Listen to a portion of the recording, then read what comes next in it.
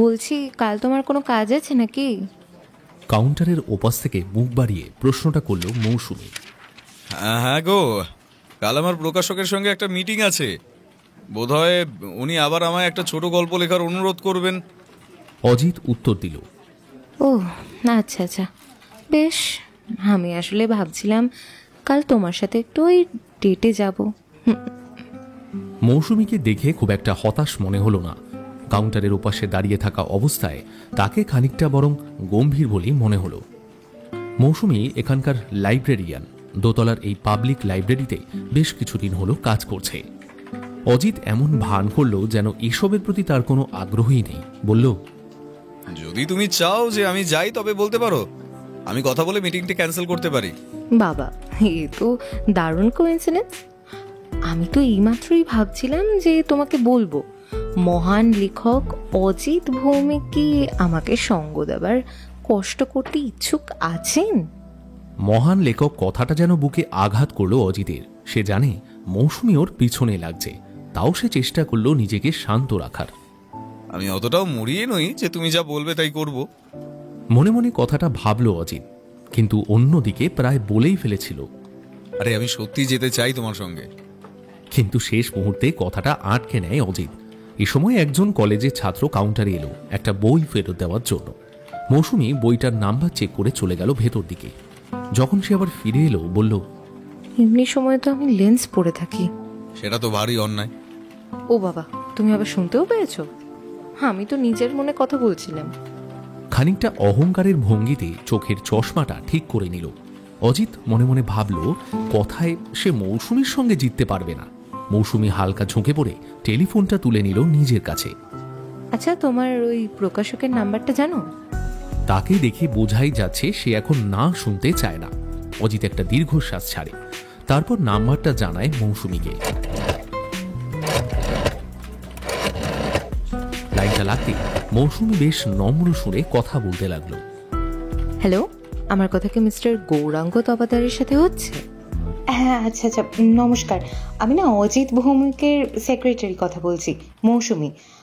কালকে না আপনাদের মিটিংয়ের বিষয়ে একটু ক্ষমা চেয়ে নিচ্ছি আমি। কি হয়েছে বলুন তো, একটা গুরুত্বপূর্ণ দরকারে না কালকের মিটিংটা ক্যান্সেল করতে হচ্ছে। ও, কি দরকার জিজ্ঞেস করলেন?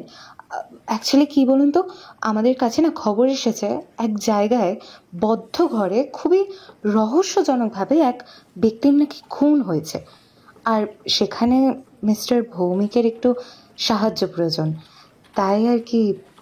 এইটুকু শোনা মাত্রই অজিত ছোঁ মেরে ওর হাত থেকে ফোনটা কেড়ে নেয়। এই হ্যালো হ্যালো, আমি অজিত বলছি। ওর কথাটা কিন্তু একদম সত্যি নয়। কোথাও কোনো খুন হয়নি, তাই চিন্তা করবেন না। কিন্তু সরি, কাল আমি আসতে পারছি না, জরুরি একটা কাজ এসে গেছে। হ্যাঁ, জরুরি কাজ। আরে না না, বিশ্রাম নেওয়ার জন্য বলছি না, আমার সত্যি সত্যি একটা কাজ আছে কালকে। না না, কি বলছেন? আপনাকে ম্যানুস্ক্রিপ্ট দেওয়ার বিষয়ে কখন না করলাম। আমি আনন্দের সঙ্গে লেখা জমা দিতে প্রস্তুত আছি। বা আপনার সঙ্গে কাজ করা আমার কাছে সৌভাগ্যের বিষয়। হ্যাঁ হ্যাঁ, নিশ্চয়ই। কি বলছেন? ইম্পসিবল ক্রাইম, এমন একটা রহস্য যেটা সমাধান করা প্রায় অসম্ভব, সেরকম কিছু লিখবো বলছেন? হ্যাঁ হ্যাঁ হ্যাঁ, বেশ বেশ, কোনো সমস্যা নেই, আমার উপর ছেড়ে দিন। শব্দ সংখ্যা আর কতদিনের মধ্যে দিতে হবে শুধু বলুন। বেশ বেশ, বুঝলাম। হ্যাঁ, কি সুন্দর সেক্রেটারি? আরে না না, সেরকম কিছু না। ও আপনার সঙ্গে একটু মজা করছিল, উল্টোপাল্টা কিছু ভেবে বসবেন না আবার। হাসার চেষ্টা করে শেষ কথাটা বলে ফোনটা রাখে অজিত। অন্যদিকে মৌসুমী খিলখিলিয়ে হাসতে শুরু করেছে। হাসি যেন আর থামতেই চায় না। অবশেষে বলে, বলছি, তুমি কি তোমার প্রকাশকদের সাথে সবসময় এরকম সুন্দর করেই কথা বলো? হ্যাঁ, তুমি যা যা বলছিলে তাতে আমি তো ঘাবড়েই গিয়েছিলাম। বদ্ধ ঘরে রহস্যময় মৃত্যু, দয়া করে এরকম কথা অনায়াসে বলো না কখনো। এখন তোমার জন্য আমাকে সেরকম একটা গল্প লিখতে হবে। কিন্তু জরুরি কাজের ক্ষেত্রে এরকমটা তো বলাই যায়, তাই না? জানি জানি, এই জগতে, এই বিশ্ব ব্রহ্মাণ্ডে এবং সব কিছুতে তুমি সর্বদা সঠিক। তোমার মৌসুমী নামের শুধু ম অক্ষরটা শুনলেই লোকেরা প্রেমে পড়ে যাবে। এতক্ষণে একটা ঠিক কথা বলেছ, এরকমটা শুরুতে বললেই হতো। অজিত কাঁধ ঝাঁকায়। এখন সে মনে মনে এটাই ভাবছে যে মৌসুমীর করা আমন্ত্রণে সে তার সম্মতি জানিয়ে দিয়েছে। বদ্ধ ঘরে রহস্যজনক মৃত্যু, কথাটা শুনতে খুবই সহজ শোনায়, কিন্তু বোধহয় মৌসুমীর সাথে ডেটে যাবার জন্যই এই দামটা দিতেই হতো। আর হয়তো এইভাবে অজিত একদিন খুব নামকরা লেখকও হয়ে উঠবে এবং ততদিনে মেয়েটার মন জয় করে ফেলবেও। ফলে প্রস্তাবটা হয়তো তেমন খারাপও নয়।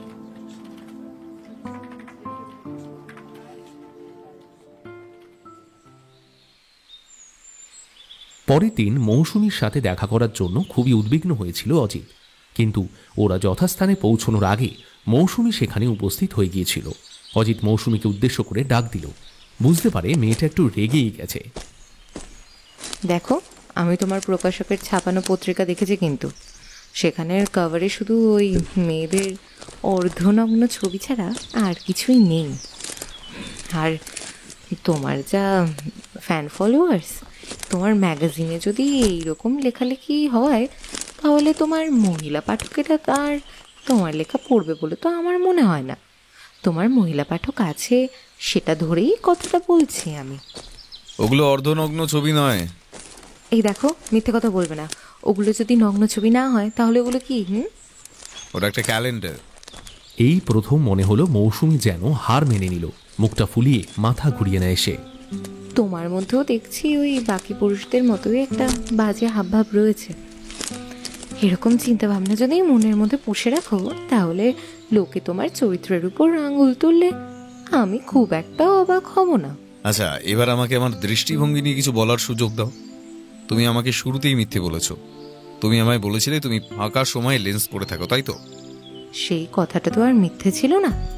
কিন্তু আজ যে তুমি চশমা পরে এসেছো। কাজের জন্যে। এতক্ষণে অজিতের চোখে পড়ল মেয়েটা আজকেও ফর্মাল ড্রেস পরিয়ে এসেছে এবং তাকে দেখে বোঝা যাচ্ছে যে সে আনন্দ ফুর্তি করতে বেরোয়নি। আসলে কিছু ব্যক্তিগতভাবে সংগ্রহ করা বই আমাদের লাইব্রেরিতে দান করার কথা ছিল, কিন্তু সেখানে একটা সমস্যা দেখা দিয়েছে।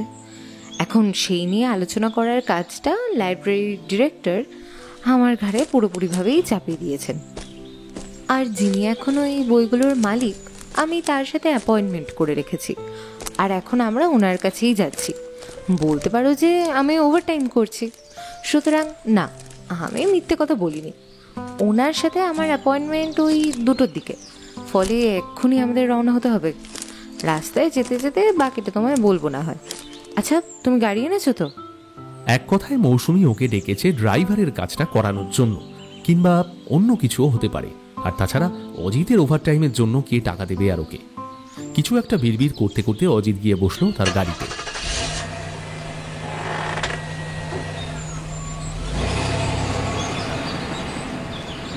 অন্যদিকে মৌসুমীর মধ্যে একটা খামখেয়ালি ভাব। সে তখন প্যাসেঞ্জার সিটে বসে কি গান চালাবে সেটাই ঠিক করছিল। এখানে তো সব পুরনো গান দেখতে পাচ্ছি। অজিত হেসে উঠে মিউজিক প্লেয়ারটা চালিয়ে দেয়। সেখানে চলতে শুরু করে হানি সিং এর একটা নতুন গান। গানটা শুনতে শুনতে ধীরে ধীরে মৌসুমীর চোখ চওড়া হয়ে ওঠে। এটা আবার কি গান? হানি সিং এর নতুন গান এসেছে, সেটাই চলছে। তুমি আবার এসব শোনো নাকি? হানি সিং? বাবা, শুনি না, তবে আজকে তুমি হঠাৎ নতুন গানের কথা বললে বলে চালালাম। গানের তালে তালে অজিত দ্রুত বেগে গাড়ি চালিয়ে এগিয়ে চলল। মনে মনে ভাবল, কোনো প্রকাশকের সাথে দেখা করার চাইতে একটা মেয়ে ড্রাইভার হয়ে দিন কাটানোটা বেশি আনন্দের নয় কি? কোনো এক মহান ব্যক্তিও তো বোধহয় এরকম কথাটাই বলে গিয়েছেন। সেই মহান ব্যক্তিটার নাম এখন যদিও অজিতের মনে আসছে না। মৌসুমী একটু ঝুঁকে এলো। শোনো, বলছি ভলিউমটা একটু কম করছি। হ্যাঁ, কিছু ইম্পর্টেন্ট কথা বলার আছে তোমার সাথে। হ্যাঁ, ও হ্যাঁ হ্যাঁ, নিশ্চয়ই নিশ্চয়ই, কমা কমা। মৌসুমীর কথায় অজিতের চিন্তায় বাধা পড়ে। মৌসুমী ভলিউম না কমিয়ে সরাসরি গানটাই বন্ধ করে দিল। ওকে দেখে বেশ বিরক্ত বলি মনে হলো। এরপরেরটা নিশ্চয়ই ভালো একটা গান ছিল, শুনতে পারতে। হালকাভাবে প্রতিবাদ করার চেষ্টা করে অজিত। হ্যাঁ, ঠিক আছে। মৌসুমীর কিন্তু সেদিকে কোনো উৎসাহ দেখা গেল না। শোনো, যে মানুষটা আমাদের বইগুলো দান করবে বলে বলেছিলেন তার নাম হচ্ছে অনিমেষ গাঙ্গুলি। উনি কিন্তু একজন বেশ ধনী পরিবারের সন্তান। উনি সাহিত্য চর্চা করে বড় হয়েছেন। রূপকথার গল্প পড়ায় ছিল ওনার অত্যন্ত আগ্রহ। উনি প্রচুর দুর্লভ এবং মূল্যবান বেশ কিছু বই সংগ্রহ করে রেখেছিলেন, যেগুলো মূলত গুপ্তবিদ্যা এবং জাদুবিদ্যা নিয়েই লেখা। এসব তিনি সংগ্রহ করেছিলেন তখন ওনার বয়স খুবই কম ছিল। এই গ্র্যাজুয়েশন করার পর উনি কিছুদিন একটা ব্যাংকেও কাজ করেন, কিন্তু সেই সময় বইয়ের প্রতি ওনার আগ্রহ আরও বেড়ে ওঠে। উনি এই সময় কোনো একটা ফ্যান ক্লাব জয়েন করেন, আর সেই সাথে ব্যাংকের কাজটাও ছেড়ে দেন। যেহেতু উনি ধনী পরিবারের থেকে বিলং করতেন, ফলে ওসব কাজে ওনাকে মানাতও না। তারপর উনি শুরু করলেন নিজের একটা ফ্যান ক্লাব চালানো, মানে ওই একটা কমিউনিটি টাইপ। সেখানে হ্যারি হুডিনি ছদ্মনামে বিভিন্ন দুষ্প্রাপ্য বই অনুবাদ করতেন এবং যেসব বই তার পছন্দের সেগুলো নিয়েই পড়ে থাকতেন সারাদিন, বুঝলে? হ্যারি হুডিনি, সে মহান জাদুকর। হ্যাঁ, উনি ওই মহান জাদুকর। তো এবার মিস্টার গাঙ্গুলির সাথে আমাদের লাইব্রেরির ডিরেক্টরের দেখা হয় একটা পার্টিতে, বুঝলে? তো এবার আমাদের ডিরেক্টরের অদ্ভুত অদ্ভুত সব মানুষদের সাথে তো আলাপ পরিচয় এমনিই রয়েছে। মিস্টার গাঙ্গুলির সাথে পরিচয় হতে লোকটাকে ওনার বেশ অ্যাট্রাকটিভ মনে হয়, তাই ডিরেক্টর ওনাকে আমাদের লাইব্রেরিতে মাঝে মধ্যে নিয়েই আসতেন। তখন ভদ্রলোক বিশ্ব সাহিত্য নিয়ে ছাত্রদের লেকচার দিতেন। মিস্টার গাঙ্গুলি এই বিষয়টা বেশ এনজয়ও করতেন। ওনার বই সম্বন্ধে যা যা অভিজ্ঞতা সেগুলো অন্যদের সাথে ভাগ করে নিতে পেরে অত্যন্ত খুশিও হতেন উনি। আর সেই কারণে উনি কথা দিয়ে যান যে ওনার মৃত্যুর পর ওনার বইয়ের সমস্ত যা যা সংগ্রহ উনি করেছেন সে সব কিছুই উনি দান করে যাবেন আমাদের লাইব্রেরিকে। এমনকি উনি সেটা ওনার উইলেও লিখে গিয়েছেন। তাহলে মিস্টার গাঙ্গুলি মানুষটি সম্প্রতি মারা গিয়েছেন? হ্যাঁ, গত বছরের শেষের দিকে ওনাকে তার নিজের ঘরেই গলায় দড়ি দেওয়া অবস্থায় পাওয়া যায়। মানে সুইসাইড? আমি তো শুনেছিলাম শেষের দিকে ওনার মধ্যে নাকি পাগলামির লক্ষণও দেখা দেয়, এবং সেই কারণে ওনাকে মাঝে মধ্যেই নাকি আবার হসপিটালেও নিয়ে যাওয়া হতো। সেই সাথে রোগের ওষুধও খেতেন উনি। বোধহয় এই জন্যই উনি ব্যাংকের কাজটা ছেড়ে দিয়েছিলেন, বুঝলে? মৃত্যুর আগে উনি কোনো চিঠি লিখে কিন্তু যাননি, মানে ওই সুইসাইড নোট যেরকম হয়। কিন্তু দেখে যতদূর বোঝা যায় এটা আবেগের বশে আত্মহত্যাই ছিল। শেষের দিকে বেশ কষ্টও পাচ্ছিলেন উনি। খুবই দুঃখজনক ব্যাপার। জানো, ওনার না কোনো সন্তানও ছিল না। শুধুমাত্র ওই পরিবারের লোক বলতে, মানে পরিবার বলতে বেসিক্যালি ওনার ওই স্ত্রী ছিলেন। এখন ওনার সেই বিধবা স্ত্রী ওনার বইগুলো দিতে অস্বীকার করছেন, বিভিন্ন অজুহাতে দিচ্ছেন না তিনি। আইনত আমরা সেই বইগুলো ছিনিয়ে নিতে পারি না, কারণ সেগুলো ছিল একজন মৃত ব্যক্তির থেকে উপহার পাওয়ার মতো। তাই আমরা ঠিক করেছি মহিলার কথা আমরা শুনবো, কিন্তু অন্যদিকে সেই মহিলা আমাদের এড়িয়ে যাচ্ছেন, আবার কিছুতেই আলোচনায় আসতে চান না উনি। ফলে কথা বলে এর একটা সমাধানও করতে পারছি না আমরা। যেভাবে তুমি অন্য মেয়েদের সাপোর্ট করো তাতে মনে হচ্ছে এই মহিলাটি সত্যি খুবই বাঁকা স্বভাবের। উফ, আমার সব কথায় খোটা না দিলে চলে না, বলো? সরি, তা উনি কি কারণে সেই বইগুলো দিতে চান না সেটা কিছু বলেছেন? সেটা বলাও মুশকিল, কারণ ওই ব্যাপারে আমরা এখনো অবধি কিন্তু কিছু জানতে পারিনি। বোধহয় কোনো বই সংগ্রহকারী কিংবা কোনো বই বিক্রেতার সেই বইগুলো প্রচুর দামে কিনতে চান। কারণ এইরকম বইয়ের পাঠক খুঁজে পাওয়া তেমন দুষ্কর নয়। তবে সেটা উনি আমাদের জানালেই পারেন, এবং তখন সেই নিয়ে আমরা কিছু ভেবেও দেখতে পারি, তাই না? কিন্তু এদিকে ওনার মাথায় কী চলছে সেই ব্যাপারে আমরা একেবারেই অজ্ঞাত, কিছুই বুঝে উঠতে পারছি না। এমনকি আমাদের ডিরেক্টর পর্যন্ত ওনার সাথে বোঝাপড়া করতে পারছেন না। সেই কারণেই আমি আজ যাচ্ছি ওনার কাছে, ওই আর কি 1-to-1 একটা কনভারসেশন করতে। ওনার আসল মতলবটা কি আমাদের জানতে হবে। বুঝলাম। অজিতের বেশ কৌতূহল হচ্ছিল বলা যায়। মৌসুমীর বলা কাহিনীতে কোথাও যেন একটা খামতি রয়েছে। স্টিয়ারিং হুইলে টোকা মারতে মারতে অজিত প্রশ্ন করল, ওটা সত্যি কি আত্মহত্যা ছিল? লোকটা যে খুন হয়নি সেটা কি পুলিশ প্রমাণ করতে পেরেছিল? তুমি যে এরকম একটা প্রশ্ন করবে তা আমি ঠিক জানতাম। দুঃখিত, আসলে অভ্যাস হয়ে গিয়েছে। সে যাই হোক, এর একটা উত্তর তোমাকে দেওয়া উচিত বলে আমার মনে হয়। দেখো, যখন ওরা দেহটা খুঁজে পায়, আমি ডেড বডি যখন খুঁজে পায়, তখন ঘরের দরজাটা ভিতর থেকে বন্ধ করা ছিল। সবাই কিন্তু ওই দরজাটা ভেঙেই তারপর ঢোকে আর কি। ফলে কারোর পক্ষেই সেখানে প্রবেশ করা আর সেখান থেকে বেরিয়ে আসা আগে ভাগে সেটা কোনোভাবেই সম্ভব ছিল না। অজিতের চোখে যেন খানিকটা ঝিলিক খেলে গেল।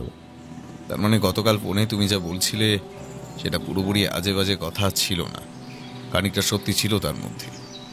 একদম। কিন্তু এই শুনে বেশি উত্তেজিত হয়েও না। নিখুঁতভাবে খুন করাটা শুধু গল্পের বইয়েই হয়, বাস্তবে কিন্তু নয়। না না, এত তাড়াতাড়ি সেটা বলা উচিত নয়।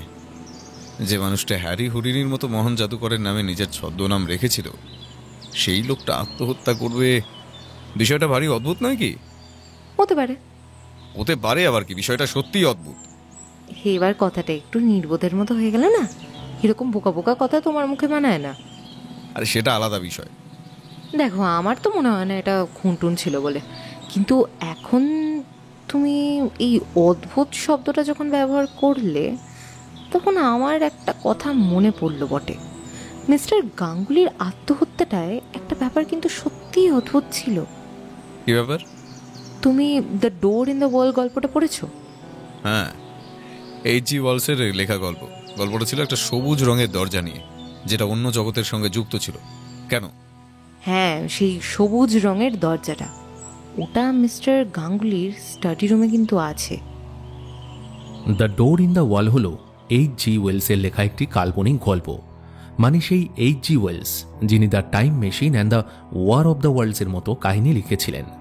The door in the wall গল্পে মূল চরিত্র ছিল ওয়ালেস, একজন গণ্যমান্য রাজনীতিবিদ। একদিন রাতে সে তার বন্ধু অর্থাৎ গল্পের কথককে ছোটবেলার একটি কাহিনী শোনায়। ওয়ালেসের বয়স যখন 5 বছর, তখন সে বাইরে খেলার সময়ে একটি সাদা রঙের দেওয়ালে সবুজ রঙের একটি দরজা খুঁজে পায়। যখন সে সেই দরজাটা খুলে ভিতরে প্রবেশ করে, দেখতে পায় অন্য এক জগৎকে। সেখানে চারিদিকে জুড়ে ছড়িয়ে রয়েছে রং বেরঙের ফুল। সেখানে খেলা করছে কিছু চিতাবাঘ এবং সুন্দর দেখতে এক মহিলা। সেই সাথে রয়েছে বিরাট এক প্রাসাদ। ওয়ালেস সেখানে প্রচুর খেলাধুলো করে। একজন মহিলা ওকে একটা রহস্যময় বই দেখায়, যেখানে লেখা ছিল ওর জীবনের বিষয়ে। সেই বইটা কিছুটা পড়ার পর ও আবার ফিরে আসে নিজের জগতে, অর্থাৎ লন্ডনে। 9 বছর বয়সে ওয়ালেস আবার সেই সবুজ দরজাটা দেখতে পায়, কিন্তু সেটা তৎক্ষণাৎ অদৃশ্য হয়ে যায়, কারণ সে বিষয়ে সে তার বন্ধুদের বলে দিয়েছিল। তৃতীয়বার যখন সে আবার সেই দরজাটা দেখতে পায়, তখন তার বয়স ছিল 17, কিন্তু এইবার সে আর ভেতরে প্রবেশ করে না। ধীরে ধীরে বড় হতে থাকে এবং সে সাফল্য লাভ করে জীবনে। সেই সাথে তার মন থেকে ভিন্ন জগতে প্রবেশ করার ইচ্ছেটাও মরে যায়। ওয়ালেসের বয়স 40-এ পড়ার আগে পর্যন্ত সে আর সেই দরজাটা দেখতে পায়নি। জীবনের প্রতি তখন তার মধ্যে একটা বিতৃষ্ণা জন্মেছিল। তখন সে সেই সবুজ দরজাটার খোঁজ করা আবার শুরু করে, মনে আশা রাখে আবার সে সেটা খুঁজে পাবে। গল্পের কথক ওয়ালেসের সেই কাহিনীতে এক ফোঁটাও বিশ্বাস করেননি, কিন্তু পরে উনি জানতে পারেন যে ওয়ালেসের মৃত্যু ঘটেছে। কনস্ট্রাকশন সাইটের একটা কুয়োতে পড়ে মৃত্যু হয়েছে তার। ওখানের কর্মচারী সেই কুয়োর দরজাটা বন্ধ করতে ভুলে গিয়েছিল।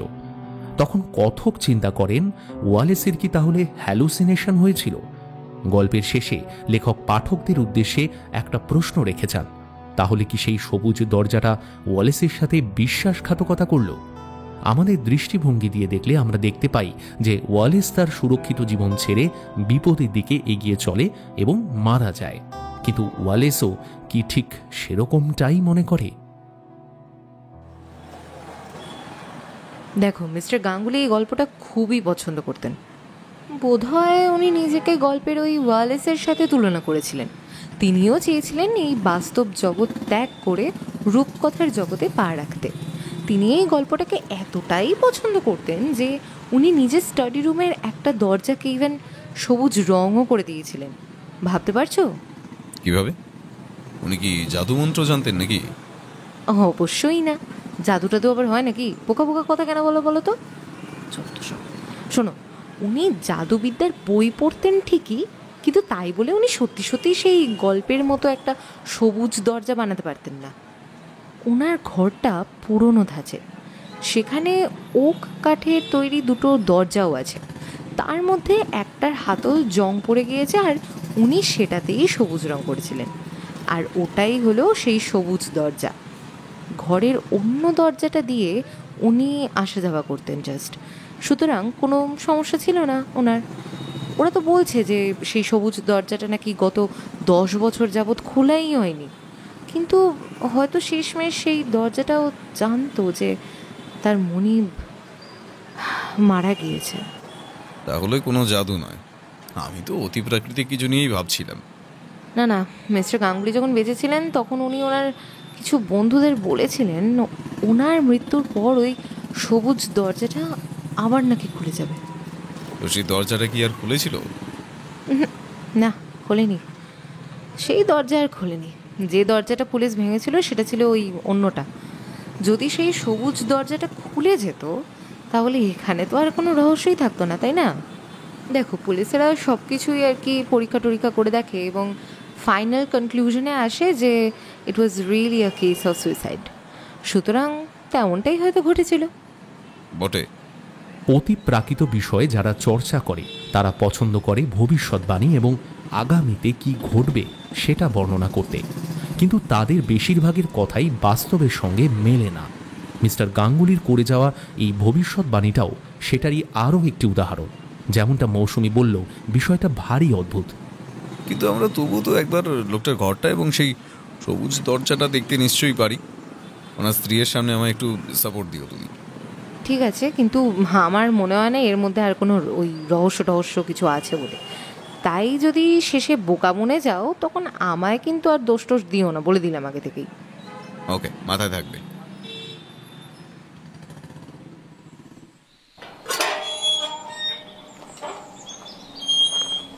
একদিকে জাদুবিদ্যার বইয়ের সংগ্রহ এবং অন্যদিকে বন্ধ দরজার রহস্য। বেশ সন্দেহজনক ব্যাপার, কিন্তু অজিত এই বিষয়ে পুরোপুরি নিশ্চিত নয়। হতে পারে এখানে তেমন কিছুই নেই, কিন্তু মৌসুমীকে ইমপ্রেস করার ইচ্ছেটাও মনের মধ্যে রয়েছে। হয়তো দেখা গেল অজিত হয়ে উঠল এমন এক গোয়েন্দা যে অসম্ভবকে সম্ভব করে তুলল, কিংবা দেখা গেল সে শুধু ড্রাইভার হয়েই থেকে গেল। সুতরাং এবার কিছু করার সময়। বাড়িটা বজবজ স্টেশন থেকে কিছুটা উত্তর দিকে, লোকালয় এলাকার মধ্যেই অবস্থিত। সেটা ছিল পুরনো দোতলা কাঠের বাড়ি, বড় সড় বেশ, দেখতে অনেকটা প্রাইভেট হাসপাতালগুলোর মতো। এরকম বাড়ির ব্যাপারে এর আগে আমি শুধু লোকমুখে শুনেছিলাম, আজ প্রথমবার দেখলাম। দেখে মনে হচ্ছে বাড়ি যে কোনো মুহূর্তে ভেঙে পড়তে পারে। একজন প্রেত চর্চা করা মানুষের পক্ষে একেবারেই মানানসই বলা যায়। আমার নিজের বাড়ি যদি এরকম হতো তাহলে হয়তো আমি ভয়েই মরে যেতাম। যাই হোক, এক্সকিউজ মি, কেউ আছেন বাড়িতে? হ্যালো। একটু পরেই হালকা ক্যাঁচ শব্দ করে দরজাটা খুলে গেল ধীরে ধীরে। দেখা গেল একজন ভদ্রমহিলা, যার পরনে সাদা রঙের চুড়িদার। তিনি দাঁড়িয়ে রয়েছেন দরজার ওপাশে। বললেন, তুমি কি লাইব্রেরি থেকে আসছো? হ্যাঁ ম্যাডাম, আমার সাথেই আপনার ফোনে কথা হয়েছিল। আমি ওখানকার librarian, Mousumi Das. Nice to meet you ma'am. ও হ্যাঁ, মিস দাস। আমি অনিমেষ গাঙ্গুলির স্ত্রী। মহিলার পরিচিতি ওনার স্বামীর মতো নেই। ওনাকে দেখে মনে হয় বয়স 37 কি 38 বছর হবে, এবং দেখতেও বেশ আকর্ষণীয়। ডাগর ডাগর চোখ, সরু নাক এবং লিপস্টিকে মাখা চকচকে ঠোঁট। ওনার ঘাড়ের দিকে তাকালে পুরুষের মনে কাম চেতনা জেগে ওঠা কোনো অস্বাভাবিক বিষয় বলে মনে হবে না। আর আপনার সাথে উনি কে? নমস্কার, আমি অজিত। কিন্তু তোমাকে দেখে তো লাইব্রেরির কোনো কর্মচারী বলে মনে হচ্ছে না। তুমি কি উকিল বা সেই জাতীয় কিছু? না ম্যাম, আমি একজন প্রশংসক। গত বছর যেবার থেকে আমি মিস্টার গাঙ্গুলির লেকচার শুনেছি তবে থেকে আমি ওনার ফ্যান হয়ে গিয়েছি। তাই আমি মিস মৌসুমীকে অনুরোধ করি, যদি ওনার কোনো আপত্তি না থাকে ওনার সাথে আমাকে উনিও যেন নিয়ে আসেন এখানে। মিস্টার গাঙ্গুলির স্টাডি রুমটা দেখার ইচ্ছা আছে আমার। সেটা দেখতে পারলে আমি অত্যন্ত কৃতজ্ঞ থাকব। যদিও অজিতের কথাটা একেবারেই মিথ্যে, কিন্তু বিধবা মহিলাটি এতে তেমন কিছু সন্দেহ করলেন বলে মনে হলো না। ও আচ্ছা আচ্ছা, না না, আমার কোনো সমস্যা নেই। এসো, তোমরা ভিতরে এসো।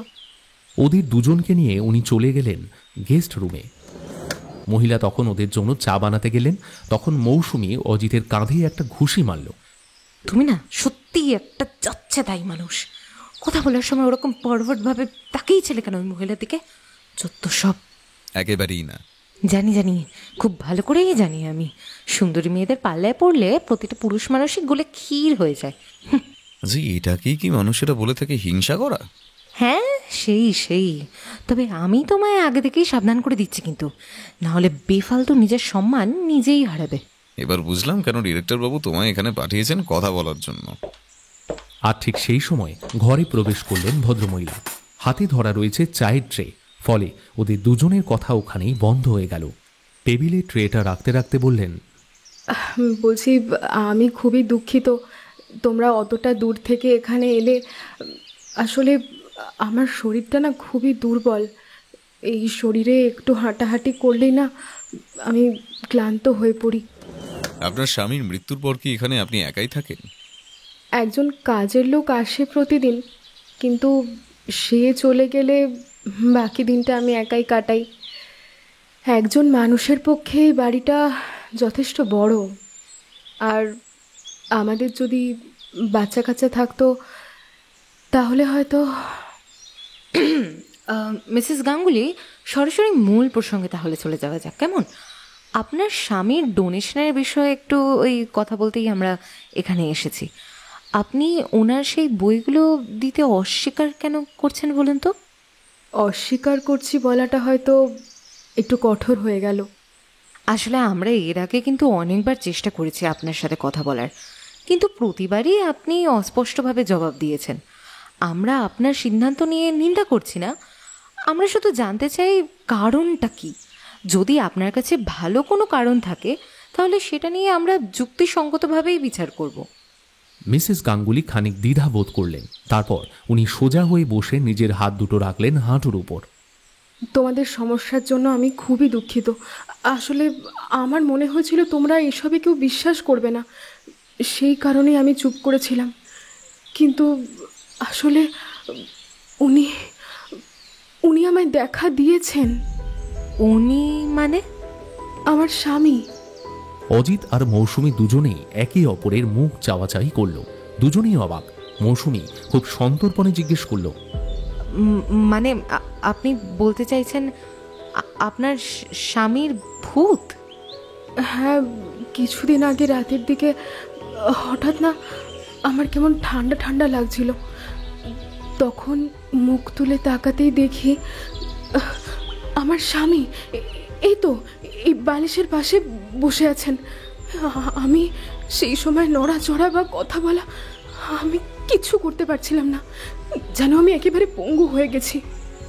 তিনি আমার দিকে তাকিয়ে বললেন, মাধুরী, যখন আমি ভাবি জানো তো আমার সংগ্রহ করা বইগুলো চলে যাবে, তখন আমার আমার মনে কোনো রকম শান্তি খুঁজে পাই না। আসলে আসলে এই বইগুলো না আমার জীবন, সেগুলো এই বাড়িতেই থাকা উচিত। নিজের উইল বানাতে গিয়ে আমি বোধহয় একটু তাড়াহুড়ো করে ফেলেছিলাম। আমি সেই জন্য খুবই দুঃখিত। আমি চাই বইগুলো তুমি তোমার কাছে রেখে দাও। কাউকে এগুলো দিও না গো, কাউকে দিও না, নাহলে আমার একটা আফসোস রয়ে যাবে। তিনি এই কথাটা সকাল হওয়া পর্যন্ত এক টানা বলে গেলেন, কিন্তু তারপর সকাল হতেই উনি অদৃশ্য হয়ে যান। পরদিন সকালে আমার বালিশের কাছে আমি ওনার বুক প্লেটটা খুঁজে পাই, সেটা কিন্তু গত রাতে ওখানে ছিল না। তখন আমি বুঝতে পারি উনি সত্যি সত্যি এসেছিলেন। এরপর জানেন তো, মাঝে মধ্যেই আমাকে উনি দেখা দিতেন, আর ওই একই কথা বলতেন। আমি জানি আমার কথাটা শুনতে ভীষণ অদ্ভুত লাগছে, কিন্তু আমি ওনার ইচ্ছেটাই পূরণ করছি। আমি এই নিয়ে কাউকে কিছু বলিনি, কারণ আমি জানতাম এই কথাটা শুনলে কেউ বিশ্বাস করবে না। আমি জানি বিষয়টা খুব স্বার্থপরের মতোই শোনাবে, কিন্তু তবু আমি বলছি, এই ডোনেশনের ব্যাপারটা কি তোমরা ভুলে যেতে পারবে না? বেশ দৃঢ় সংকল্প নিয়ে বিধবা ভদ্রমহিলা নিজের কাহিনী শেষ করলেন। আবেদনটা ছিল মরিয়া, কিন্তু ওনার মুখে তেমন কোনো অভিব্যক্তি দেখা গেল না। মৌসুমীকে বিভ্রান্ত দেখালো, যেন সে বুঝতে পারছে না এর কি জবাব দেবে। যদি এখনও মহিলাটিকে মিথ্যেবাদী হিসেবে ঘোষণা করে তাহলে সেই নিয়ে তর্ক চলতেই থাকবে সারাদিন। যতটা বোঝা যাচ্ছে ভদ্রমহিলা তার মন সহজে পরিবর্তন করবেন না। হয়তো ওনাকে বোঝানোটা মৌসুমীর পক্ষেও কঠিন হয়ে দাঁড়াবে। সেই কারণে অজিত ঠিক করলেও ওই সব কথাবার্তার মধ্যে আর জড়াবে না। চেয়ার ছেড়ে উঠে বলল, আমার বোধ হয় আপনাদের আলোচনার মধ্যে না থাকাটাই উচিত। আমি আমি কি মিস্টার গাঙ্গুলির বইগুলো দেখতে পারি? হ্যাঁ হ্যাঁ, নিশ্চয়ই। লাইব্রেরির ঘরটা দোতলায় রয়েছে।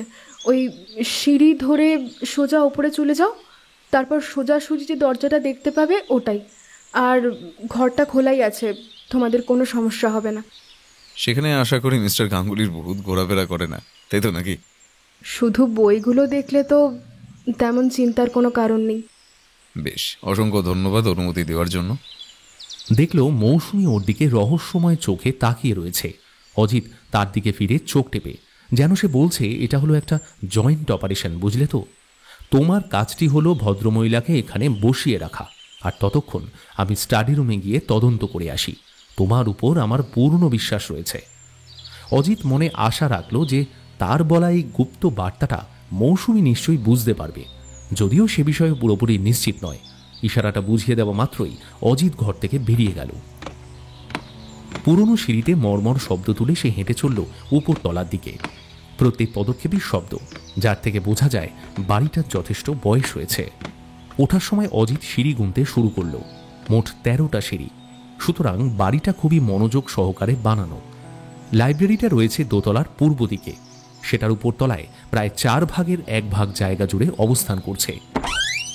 লাইব্রেরির পুরনো জমে থাকা দরজাটা যখন সে খুলে ধরল, নাকে এসে ঠেকল পুরনো বইয়ের গন্ধ। সেটাকে শুধু লাইব্রেরি বলা ভুল হবে, সেটাকে সংরক্ষণাগার বলাটাই হয়তো বেশি মানানসই। সারি সারি বুককেস, যেগুলো সম্পূর্ণভাবে ভরে রয়েছে বইপত্রে। কমপক্ষে 8 থেকে 9 হাজার বই তো হবেই। অনিমেষ গাঙ্গুলির এরকম বৃহৎ সংগ্রহ দেখে অজিত বেশ প্রভাবিতই হলো বলা যায়। একটা দীর্ঘশ্বাস বেরিয়ে আসে মুখ থেকে। উপলব্ধি হয় যে এরকম কিছু খুঁজে পাওয়াটাও আজকের দিনে দুষ্কর। বইয়ের প্রতি যদিও তার অত্যন্ত আগ্রহ রয়েছে, তাও সে নিজের ইচ্ছে ভালো লাগাটাকে দূরে সরিয়ে গোয়েন্দাগিরির দিকেই মন দিল। নিজেকে প্রস্তুত করল খুঁটিনাটি সবকিছু পরীক্ষা করার জন্য।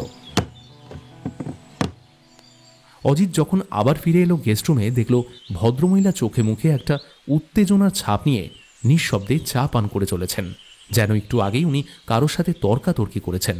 মৌসুমী বলল, অনেক সময় লাগিয়ে দিলে কিন্তু। মিসেস গাঙ্গুলি, আপনাদের কালেকশন সত্যি দুর্দান্ত। ওখানে সব বইগুলো দেখে আমার তো অনেক ইচ্ছাই হচ্ছিল না ফিরে আসার। যেন মনে হচ্ছিল আমার চারপাশে ধনসম্পদের ভান্ডার পড়ে রয়েছে। আর ওখানে 1 ঘন্টা কাটানোর পরেও আমি সবকিছু দেখে উঠতে পারিনি। এরকম মূল্যবান বইগুলো লুকিয়ে পড়ে থাকার যোগ্য নয়। ওগুলো আমার স্বামীর স্মৃতিচিহ্ন।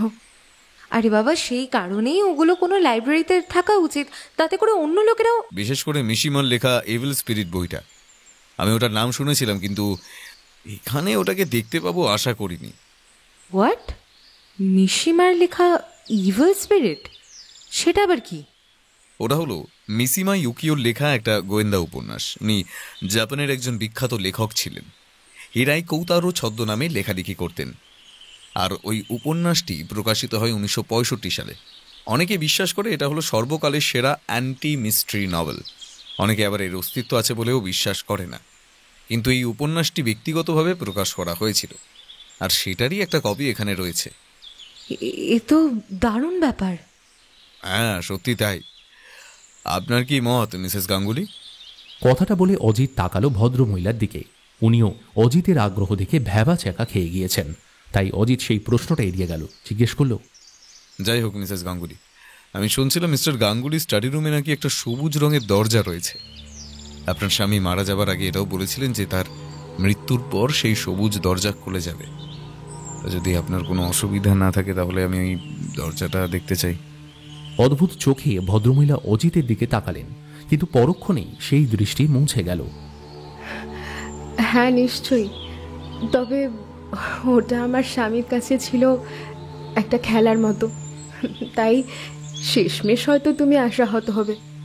আর মৌসুমী, তুমিও কি দেখতে চাও নাকি সেই দরজাটা? হ্যাঁ অবশ্যই, ভবিষ্যতে কোনো কাজে আসলেও আসতে পারে সেটা। ভদ্রমহিলা ওদের দুজনকে নিয়ে চললেন মিস্টার গাঙ্গুলির স্টাডি রুমের দিকে। সে ঘরটা নিচের তলার পূর্ব প্রান্তে, একেবারে লাইব্রেরি রুমের ঠিক নিচে। উনি পুরনো দরজাটা খুললেন। হাতলটা এখনো পাল্টানো হয়েছে বোঝা যায়। অজিত দেখল ঘরটা বেশ অন্ধকার এবং গুমোট, যদিও আলো সেই ঘরে জ্বলছে। অজিতের মনে হচ্ছিল এটা কোনো ঘর নয়, যেন গুহা একটা। বলছি, ঘরটা একটু নোংরা আছে, তার জন্য আমি তোমাদের কাছে ক্ষমা চেয়ে নিচ্ছি। আসলে আমার স্বামীর মৃত্যুর পর থেকে ওই ঘরটা আর আমি পরিষ্কার করিনি। ঘরটা সত্যি নোংরা। সেখানে একদিকে বড় সড়ো সাইজের একটা রাইটিং টেবিল, যার উপর স্তূপ করে রাখা আছে বই আর বেশ কিছু ভিনাইল টেপ। টেপগুলো ক্লাসিক্যাল এবং ধর্মীয় গানের ক্যাসেট। কাউচের দিকে তাকালে বসে যাওয়া ছাপ দেখে বোঝা যায় কোথায় বসতেন মিস্টার গাঙ্গুলি। দেওয়াল বরাবর রয়েছে বই ভর্তি বুকশেলফ। বুকশেলফটা খানিক তির্যক আকৃতির। সেখানে বই আর ম্যাগাজিনগুলো এলোমেলোভাবে রাখা। যেমনটা উপরে লাইব্রেরিতে সবকিছু সাজিয়ে রাখা, এখানে যেন ঠিক তার বিপরীত। স্টাডি রুমটা একেবারে বিশৃঙ্খল। সেটা থেকে বোঝা যায় মিস্টার গাঙ্গুলির জীবনটা কেমন ছিল। অজিত মুখ তুলে তাকালো সিলিংয়ের দিকে। লাইব্রেরিটা বইয়ের ভাণ্ডার, কিন্তু অন্যদিকে স্টাডি রুমে দেখা যাচ্ছে মানব চরিত্রের ভুল ত্রুটিগুলো। আগে এই ঘরে একটা জানলাও ছিল, কিন্তু আমার স্বামী সেটাকে পেরেক ঠুকে বন্ধই করে দিয়েছেন, আর সামনে রেখেছিলেন একটা বুককেস। সেই কারণে এই ঘরের মধ্যে বাইরের কোনো আলো প্রবেশ করে না। জানো, উনি বলতেন অন্ধকার ঘরই ওনার খুব পছন্দ। মিসেস গাঙ্গুলি বর্ণনা করলেন কিছু বইপত্রের নিচ থেকে মৌসুমি খুঁজে পেল একটা জং ধরা মোমদানি। এখানে তো এখনো মোমের ছাপ লেগে আছে। উনি কি এটা কোনোভাবে ব্যবহার করতেন? হ্যাঁ, উনি তো মোমবাতির আলোতেই পড়াশোনা করতেন। আমি ওনাকে অনেকবার বারণ করেছিলাম, আগুন লেগে যাবার ভয় ছিল আমার। এমনকি এখনও এই ঘরের মধ্যে মোমের গন্ধ পাওয়া যায়। লোকটা সত্যি না, মানে অনেক দিক থেকে ভীষণ অদ্ভুত ছিল। অজিত এগিয়ে গেল সবুজ দরজাটার দিকে, যেটা ঘরের পূর্ব দিকের দেওয়ালে অবস্থান করছে। যে দরজা দিয়ে ওরা প্রবেশ করেছে সেটার ঠিক বিপরীত দিকে রয়েছে এটা। সেই দরজাটা, যেটা কোনো এক সময় উজ্জ্বল সবুজ রঙের ছিল, সেটা এখন পরিণত হয়েছে ফ্যাকাশে শ্যাওলা রঙের সবজে দরজায়। অজিত গল্প পড়ে যেমনটা কল্পনা করেছিল, সেটা তার তুলনায় তেমন কিছুই লাগছে না।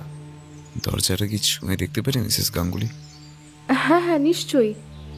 অজিত দরজাটার হাতলে হাত দিল। সেখানে জং পড়েছে বটে, কিন্তু যদি একটু জোর দেয়ও তাহলে হয়তো দরজাটা খুলে যাবে। অজিত জোর দিয়ে দরজায় টান দিল, কিন্তু সেটা এক ফোঁটাও নড়ল না। এটা তো বোধহয় বাইরের দিকে ঠেলা দিলে তারপর খোলে, তাই তো? পেছন থেকে মৌসুমি কথাটা বলে ওঠে। অজিত মাথা ঝাঁকায় আর ঠেলতে শুরু করে, কিন্তু তবুও দরজাটা নড়ল না। এমনকি অজিত তার কাঁধ দিয়ে দরজাটা খোলার চেষ্টা করল, ফলাফল সেই একই। মৌসুমি এগিয়ে এলো সাহায্য করতে। দুজনে মিলে গায়ের জোরে ঠেলল দরজাটাকে, কিন্তু তবুও সেটা খুলল না। ঠেলাঠেলিতে কাছাকাছি রাখা বুককেসটা পর্যন্ত নড়ে উঠল। তাই ওদের বাধ্য হয়ে কাজ থামাতে হলো। মিসেস গাঙ্গুলি বললেন, বলছি, তোমরা আর যাই করো না কেন, ওটা কিন্তু খুলবে না। আসলে আমার স্বামী যখন মারা যান না, পুলিশ এসে এই ঘরটা দেখে গেছিল। 5 জন মিলে দরজাটা খোলার চেষ্টা করেন, কিন্তু এক ফোঁটাও কেউ নড়াতে পারেনি ওটাকে। আর বেশি জোর দেওয়ার চেষ্টা করলে হয়তো পুরো বাড়িটাই ভেঙে পড়বে। দরজাটা খোলা যায় না কেন? এটা কি শুরু থেকে এমনটাই ছিল? কি জানি, হবে হয়তো। আমি এর পুরো ইতিহাসটা ঠিক জানি না, কিন্তু এটা বলতে পারি আমাদের বিয়ের সময় থেকে ওটা ওরকমই ছিল। হতে পারে আমার স্বামী হয়তো দরজাটাকে পেরেক দিয়ে আটকে দিয়েছিলেন, ঠিক বলতে পারবো না। আসলে ওনার মধ্যে এক প্রকার ছেলে মানুষই ব্যাপারটা ছিলই। কিন্তু আপনার স্বামীর বলা ভবিষ্যৎবাণীটা, ওনার মৃত্যুর পর কি কিছু পরিবর্তন হয়েছিল?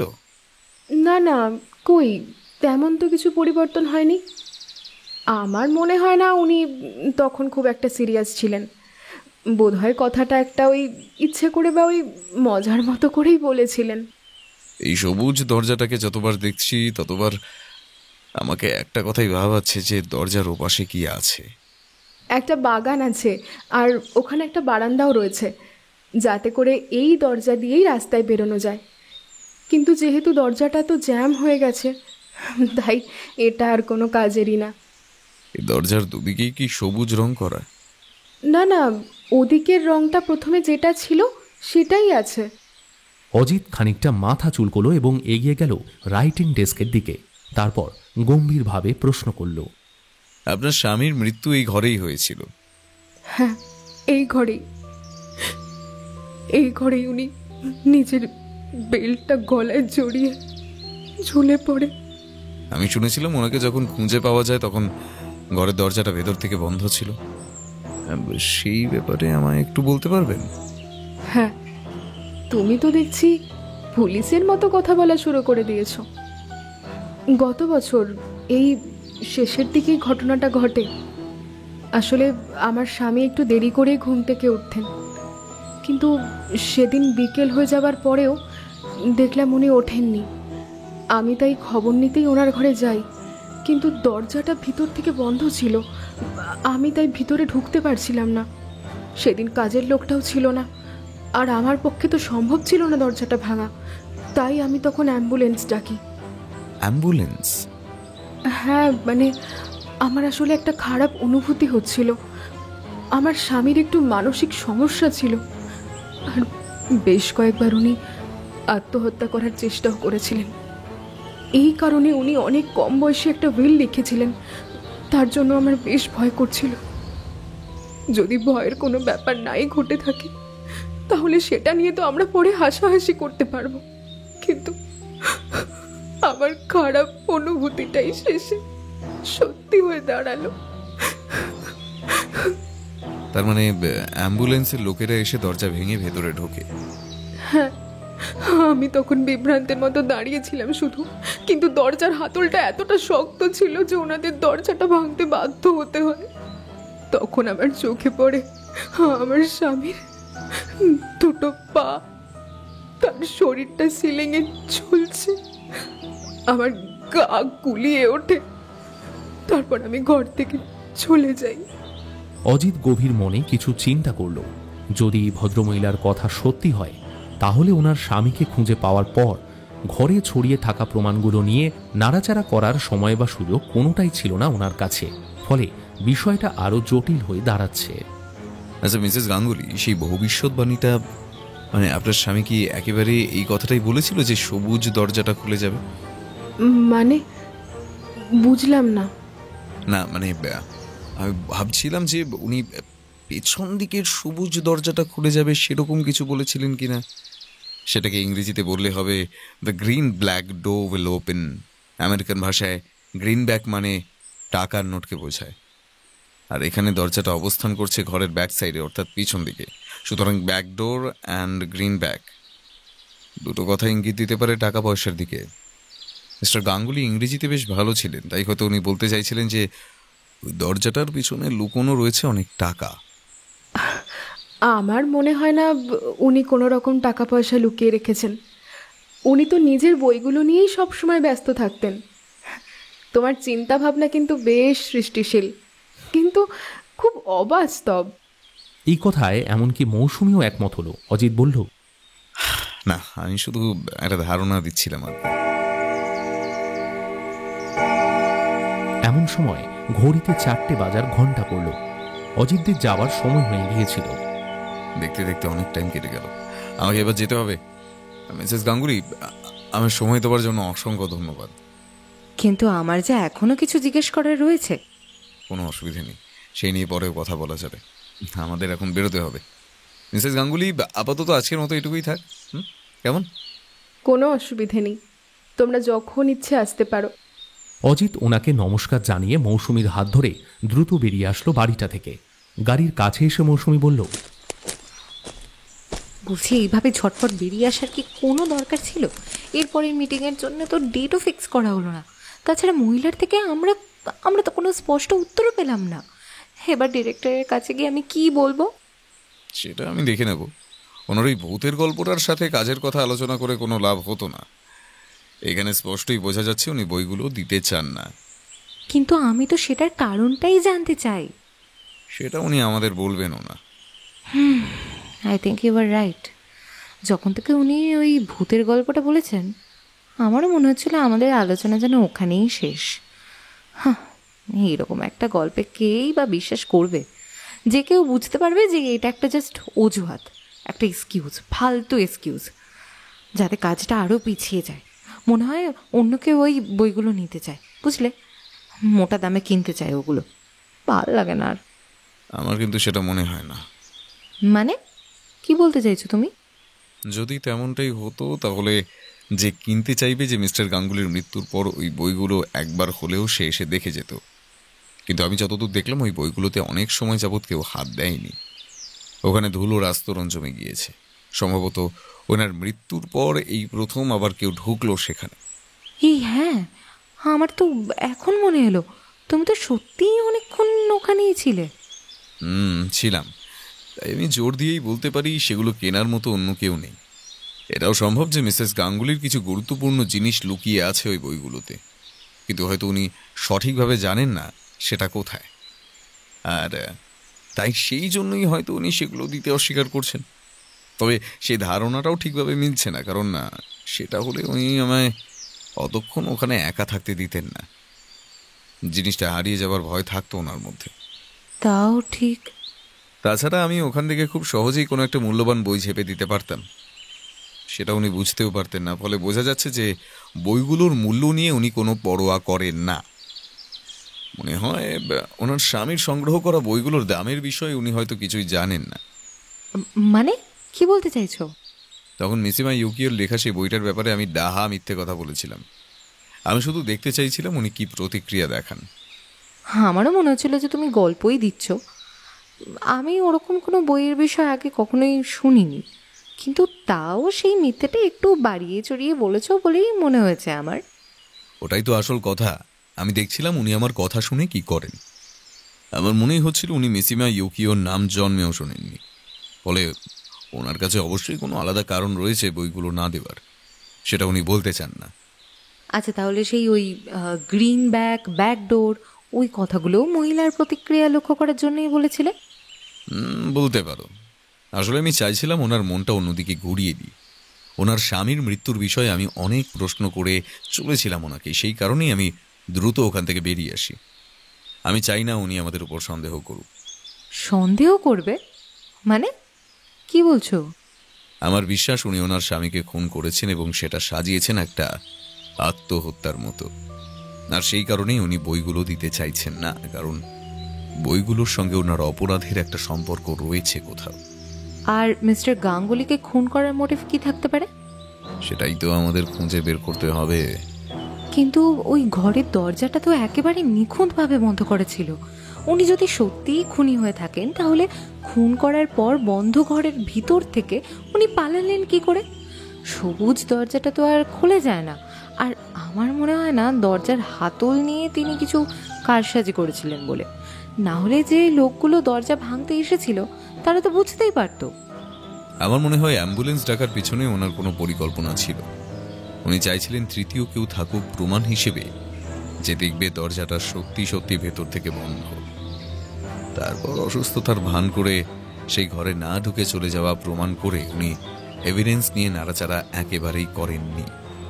সেটাও ছিল ওনার করা নিখুঁত খুনের একটা অংশ। সবই তো বুঝলাম, কিন্তু এসব প্রমাণ করার জন্য কোনো এভিডেন্স তো আর আমাদের হাতে নেই।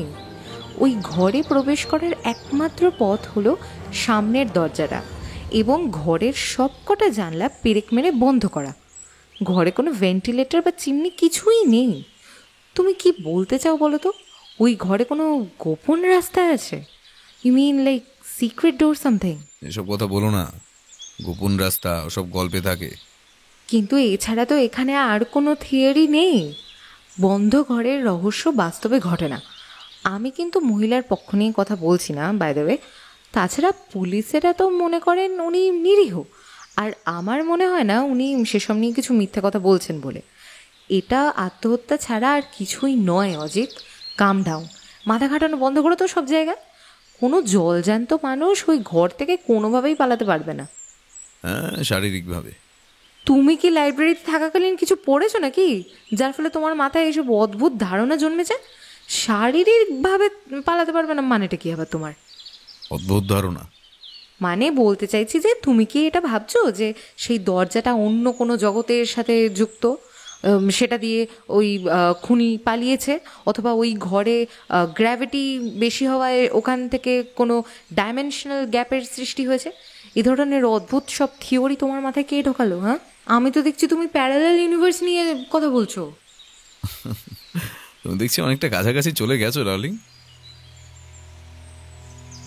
সেদিন রাতে অজিত বাড়ি ফিরে মিস্টার গাঙ্গুলির রহস্যজনক মৃত্যুর বিষয়টা নিয়ে নিজের বাবার সঙ্গে আলোচনা করে। ওর বাবা একসময় পুলিশ বিভাগের হোমিসাইড ডিপার্টমেন্টে কাজ করতেন। ওর বাবা অর্থাৎ ইন্সপেক্টর জয়ন্ত কেসটা শুনে বেশ আগ্রহবোধই করলেন এবং রাজি হলেন নিজের ছেলেকে সাহায্য করবার জন্য। পরের দিন দুজনে মিলে চলে গেলেন বজবজ থানায়। উদ্দেশ্য সেখানকার পুলিশের সঙ্গে কথা বলে কেসটার বিষয়ে কিছু তথ্য সংগ্রহ করা। যদিও প্রথমে ওখানকার থানার দারোগাবাবু রাজি না হলেও পরবর্তীকালে ওদের দৃঢ় সংকল্পের জন্য অনেক কিছু তথ্য শেয়ার করলেন। মহিলা খুব ভালো মিথ্যে বলতে পারে। 3 দিন পর অজিত মৌসুমীর সাথে তার লাইব্রেরিতে দেখা করতে গিয়ে কথাটা বলল। আমি বজবজ থানায় গিয়েছিলাম, ওদের সাহায্যে আমি বেশ কিছু তথ্য জানতে পারি। প্রথমে খোঁজ করছিলাম মহিলার সঙ্গে ঘনিষ্ঠ সম্পর্ক কার কার রয়েছে। সেখান থেকে একটা গুরুত্বপূর্ণ বিষয় জানতে পারলাম আমরা। প্রথমত, একটা সন্তান। হোয়াট? সন্তান? এখানে আবার সন্তান এলো কি করে?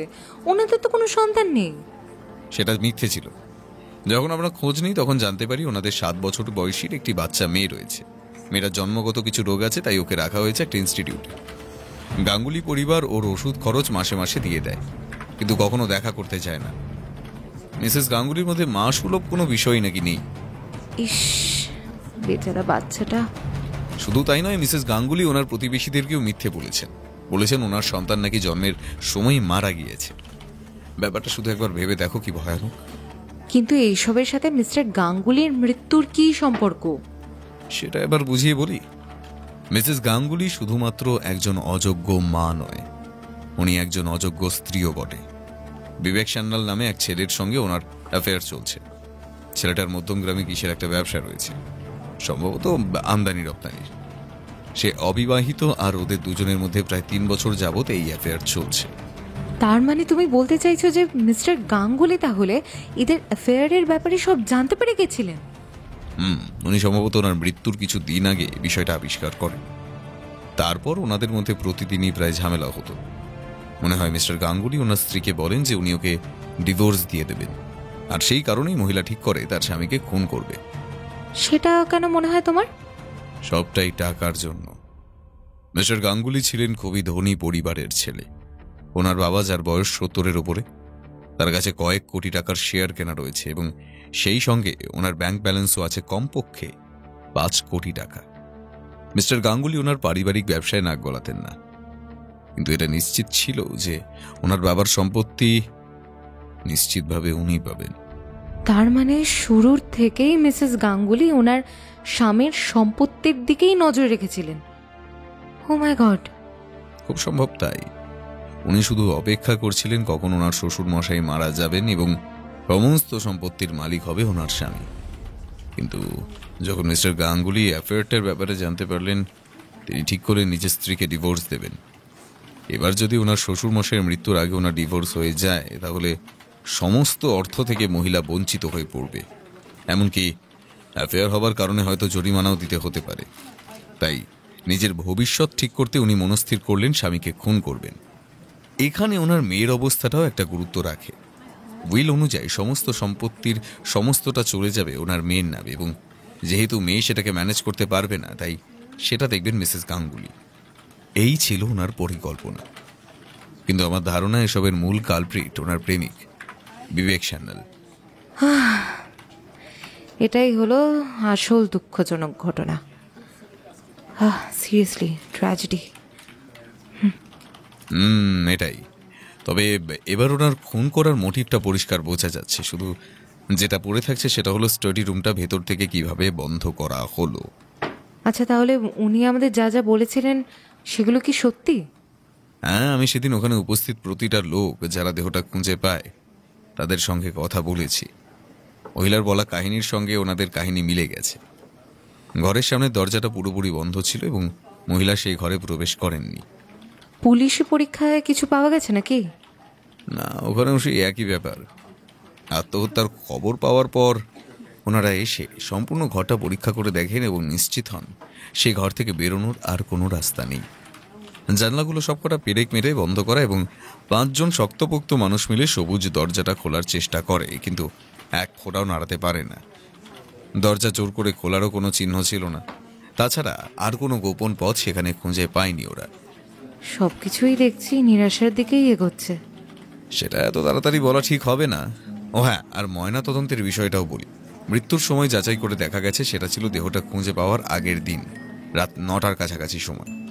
রিপোর্টে বলা হয়েছে গলায় ফাঁস লাগিয়ে আত্মহত্যা, কিন্তু বোধহয় ডাক্তার খুনের সম্ভাবনাটাকে তেমন খুঁটিয়ে দেখেননি। উনি ভেবেই নিয়েছিলেন যে এটা সুইসাইড, কিন্তু এটাও স্বীকার করেছেন যে ওনার অটোপসিতে কিছু খামতি থাকলেও থাকতে পারে। এরকম কেসগুলোতে নাকি এরকমটা হয়ে থাকে। দাঁড়াও 1 মিনিট।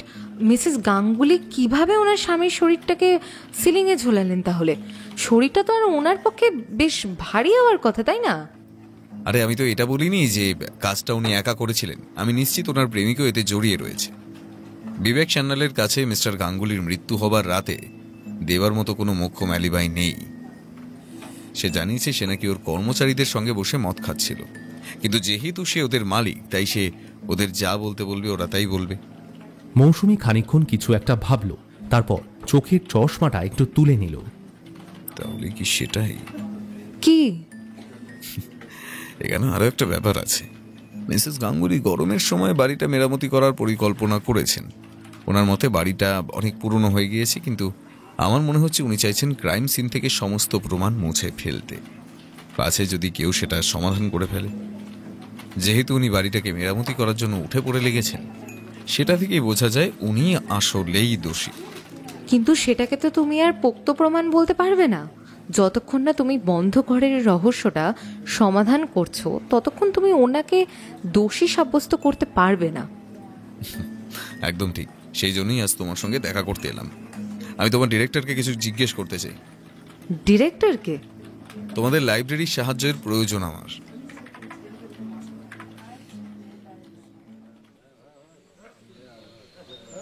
দুদিন পর অজিত ওর বাবাকে সঙ্গে নিয়ে সোজা চলে আসে বজবজ গাঙ্গুলি বাড়িতে।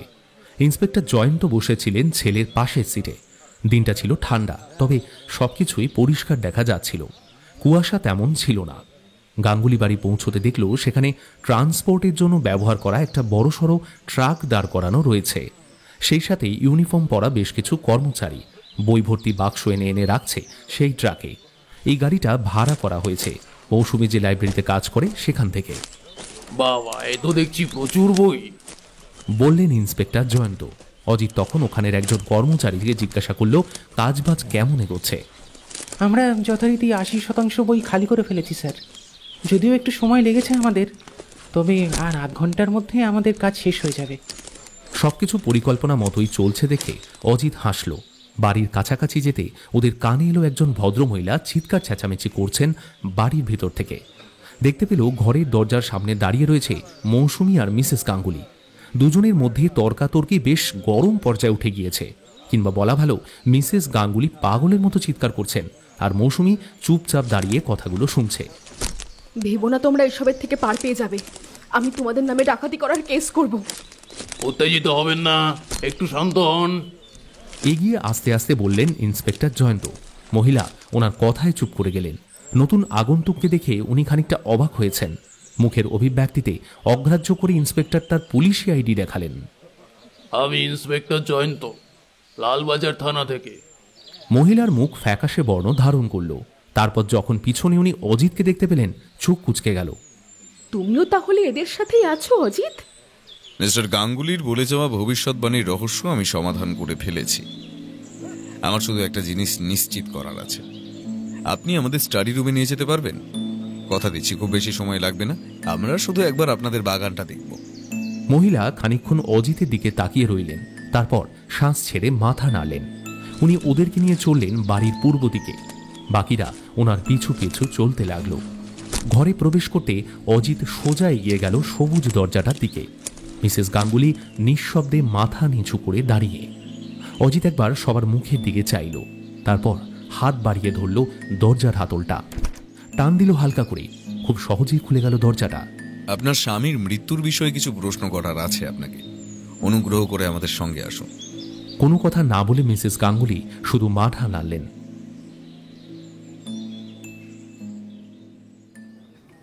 পরের দিন লাইব্রেরিতে মিসেস গাঙ্গুলি সব স্বীকার করে নিয়েছেন। ওনার মোটিভ আর কাজের পদ্ধতি ঠিক আমি যেমনটা ভেবেছিলাম তেমনটাই ছিল। বিবেক সান্যালের নামে অ্যারেস্ট ওয়ারেন্ট আজকেই জারি করা হবে। মৌসুমী তখন নিজের কাজ বন্ধ রেখে এসে বসলো তার চেয়ারে। সুতরাং উনি বইগুলো দিতে চাইছিলেন না, কারণ সেটা থেকে বন্ধ করে রহস্যটা ফাঁস হয়ে যাবে বলে, তাই তো? একদম। আসল ব্যাপারটা সেই বইগুলোর মূল্য নিয়ে ছিল না, ওটা ছিল বইগুলোর ওজন নিয়ে। সেই বিষয়টা যখন তুমি বুঝে ফেলবে তখন এই বন্ধ সবুজ দরজার রহস্য সমাধানটাও সহজ হয়ে যাবে। যেহেতু বাড়িটা কাঠের তৈরি, তাই ওই ঘরের ওপর তলার লাইব্রেরিগুলোর বইগুলোর ওজনের চাপের ফলে নিচের ঘরের সবুজ দরজাটা খুলতে পারা একেবারেই অসম্ভব ছিল। সেই জন্যই 5 জন শক্তপোক্ত মানুষ মিলেও সেটা খুলতে পারেনি। আমিও এরকম কিছু একটা শুনেছিলাম। একজন ইউনিভার্সিটির প্রফেসরের বাড়িতে বইয়ের ওজনের ফলে মেঝেতে ফাটল পড়ে গিয়েছিল। তবে অবাক করার বিষয় হলো মিস্টার গাঙ্গুলি ঘরের সিলিংয়ে ঝুলে পড়ার পরেও ছাদটা কিন্তু ভেঙে পড়েনি। মিস্টার গাঙ্গুলি কি এসব ব্যাপারে জানতেন? হ্যাঁ, সেই কারণেই উনি একটা ভবিষ্যৎবাণী করে যান। আমি যখন মারা যাব সবুজ দরজাটা খুলে যাবে। যদি লাইব্রেরির সমস্ত বই দান করে দেওয়া হতো তাহলে বইয়ের চাপ সরে যেত সেখান থেকে এবং খুলে যেত দরজাটা। মিস্টার গাঙ্গুলির মধ্যে সত্যি একটা ছেলে মানুষই ব্যাপার ছিল। ওনার সাথে একবার দেখা করার সুযোগ পেলে হয়তো দারুণ হতো। কি আজব ব্যাপার যে ওনার এই ছেলে মানুষই দিকটাই ওনার স্ত্রীর মনে বন্ধ ঘরে খুন করার ইচ্ছাটা জাগায়। ইস, কিন্তু মহিলা এই কাজটা করলো কি করে বলো তো? উনি ওনার প্রেমিকের থেকে সাহায্য পেয়েছিলেন। বিবেক সান্যাল একটা ট্রান্সপোর্ট কোম্পানি চালায়। ওরা দুজনে মিলে রাতের দিকে লাইব্রেরি থেকে সমস্ত বই বের করে, তারপর আবার জায়গা মতো রেখে দেয়। মিস্টার গাঙ্গুলির মৃত্যুটাকে আত্মহত্যার মতো করে সাজানোর পর ওরা উপরতলায় গিয়ে সমস্ত বই সরিয়ে ফেলে। তাতে করে ওরা সবুজ দরজাটা খুলতে পারে। বিবেক সান্যাল তখন সামনের দরজাটা দিয়ে ঢুকে সেটা ভেতর থেকে বন্ধ করে বেরিয়ে যায় সবুজ দরজাটা দিয়ে। তারপর ওটা টেনে বন্ধ করে দেয়। এবার পুনরায় বইগুলো রেখে আসে ওপরতলায় লাইব্রেরিতে। বই আনা আর নিয়ে যাওয়ার কাজটা নিশ্চয়ই ওরা পেশাদার লোকেদের দিয়েই করিয়েছে। আমি যখন লাইব্রেরিতে গিয়েছিলাম তখন সেখানে সবকিছু স্বাভাবিক বলেই মনে হয়েছিল আমার। এই কাজে আরো অনেকেই জড়িত ছিল, আর সেক্ষেত্রে অতজন মানুষের মুখ বন্ধ রাখার কাজটা খুব একটা সহজ ব্যাপার নয়। যেহেতু গাঙ্গুলি পরিবারের ধনসম্পদ বিশাল, তাই হয়তো ওরা লোকগুলোকে আশা দিয়েছিল সাহায্য করলে তাদেরকেও সম্পত্তির কিছুটা করে ভাগ দেওয়া হবে। বুঝলাম, কিন্তু একটা কথা আগে আমায় বলো তো, প্রথম দিন গাঙ্গুলি বাড়িতে আসার পর তুমি ওই অদ্ভুত কিছু একটা বলছিলে, সেটার মানে কি ছিল? অদ্ভুত?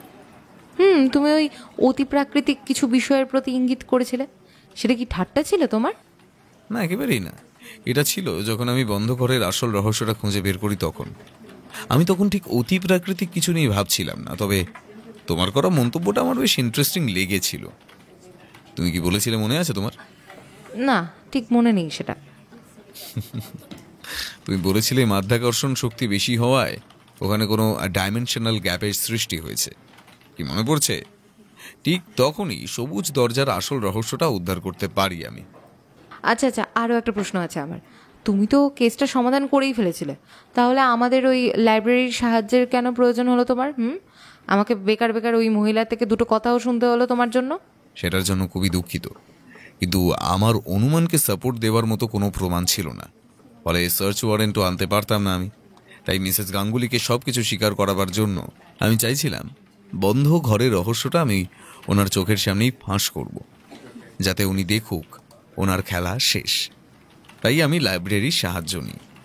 আচ্ছা, বেশ, এবারের জন্য ক্ষমা করে দিলাম। এর জন্য কৃতজ্ঞ রইব আমি। নিজের ঘড়ির দিকে চোখ দিয়ে বলল অজিত। আমাকে এবার যেতে হবে। আমি শুধু বলতে এসেছিলাম মহিলা সব স্বীকার করে নিয়েছে, এবার আমাকে প্রকাশকের জন্য ম্যানুস্ক্রিপ্ট লেখার কাজটা শুরু করতে হবে। বন্ধ ঘরে রহস্যময় মৃত্যু, তাই তো? হ্যাঁ, আর তোমাকে সাহায্য করার দরুন না ভালো একটা গল্পের আইডিয়াও পেয়ে গেছি আমি। যদিও কন্ট্যাক্ট লেন্সের বিষয়টা নিয়ে আমার মনে এখনো সন্দেহ আছে, তবে সেটা পরের বার দেখব। বেশ, পরের বার দেখো। একদিন চলো দুজনে বেরোনো যাক। সেদিন কিন্তু কোনো কাজ নয়, খুন নিয়ে মাথা ঘামানো অনেক হয়েছে। এবার থামো,